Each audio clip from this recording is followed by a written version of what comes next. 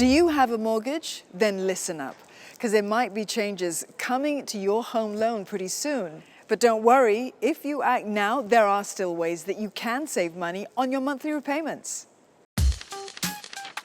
From the 31st of December, Singapore will bid farewell to Sibor, the Singapore interbank offered rate. Sora, the Singapore overnight rate average, will become the benchmark interest rate for Sing dollar transactions. Here's the difference between Sibor and Sora.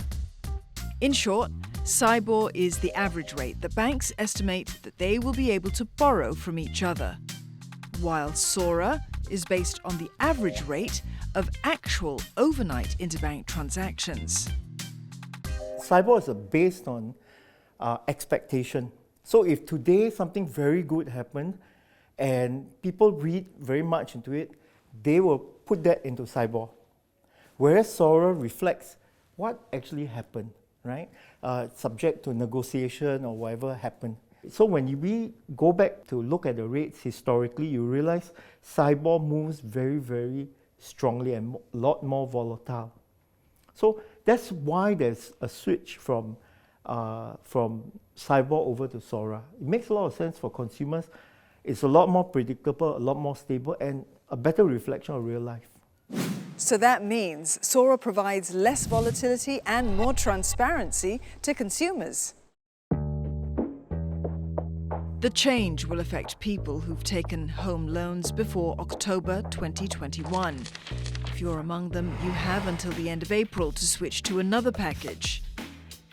From June, banks will automatically convert these loans to their Sora-linked equivalents. In fact, that's a great opportunity to look at your loans based on your life circumstances, your plans. And usually people don't look at that until a few years after the initial loan. I mean, if you're on Sibor still and you haven't transitioned out yet, you have to move fast, right? Number one, if you still have Sibor pack loans, you are probably paying close to 5% or above in terms of interest rates. Because currently, if you're on a 1 month or a 3 month Sibor, the benchmark is already at 4% for 1 month and 3 months.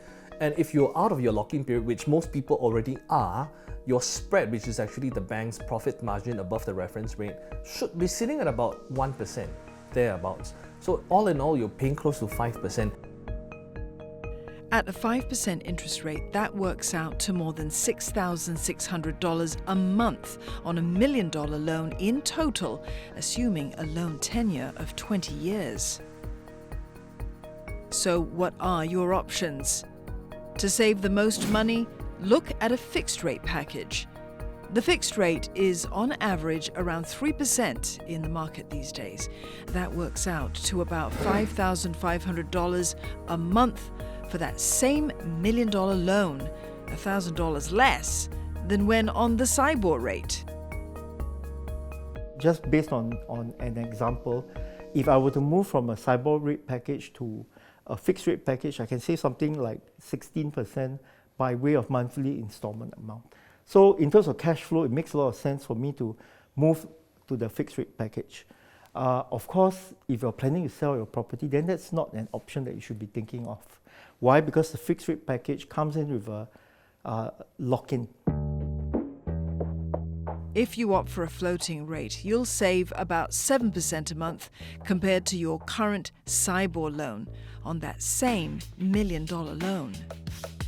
But are all floating rate packages equal? If you are shopping for a floating rate, this is what you might come across. You'll see rates quoted either using 1M or 3M Sora. Choosing 1 month Sora means your interest rate will be refreshed each month, so your payments will change accordingly. A 3M or 3 month Sora means your interest rate will be refreshed every 3 months, so it'll be less volatile as it's averaged out over 90 days. On the flip side, it'll also be slower to react to drops in global interest rates. So have a look at this figure over here, known as the spread. That's the bank's profit margin above the Sora reference rate, and that will affect your repayments as well. Opting for a floating rate might be more expensive than a fixed rate now.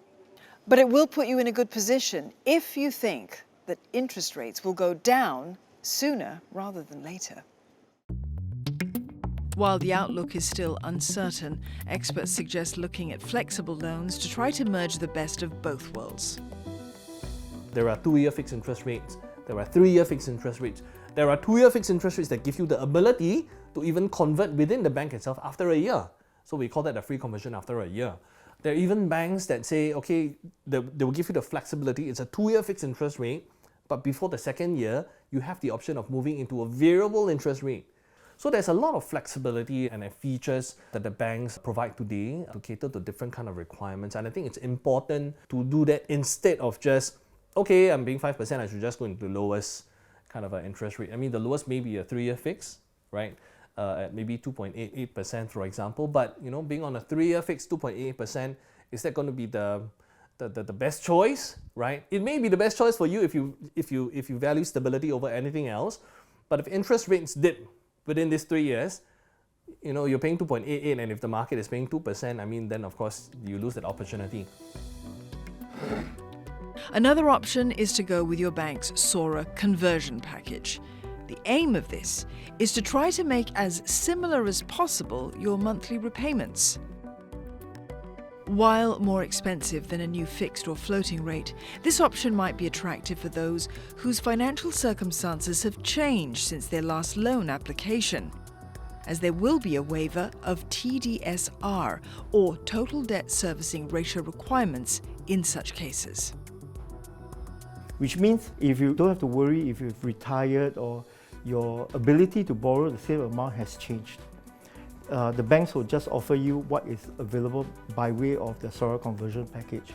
Now, if you were to switch to another bank, they will have to look at the total debt servicing ratio, although for owner-occupied properties, there is a dispensation. But the level of dispensation depends on which bank and the individual criteria. And if you don't do anything by April the 30th, you will automatically convert your loan to the SCP in June. And that gives you little say in the matter, especially if interest rates at that time don't work in your favor. So, bottom line, if you are still on Sibor loans, it's time to take action. Look at your options, crunch some numbers, and make the move that's right for you. Your wallet might just thank you later.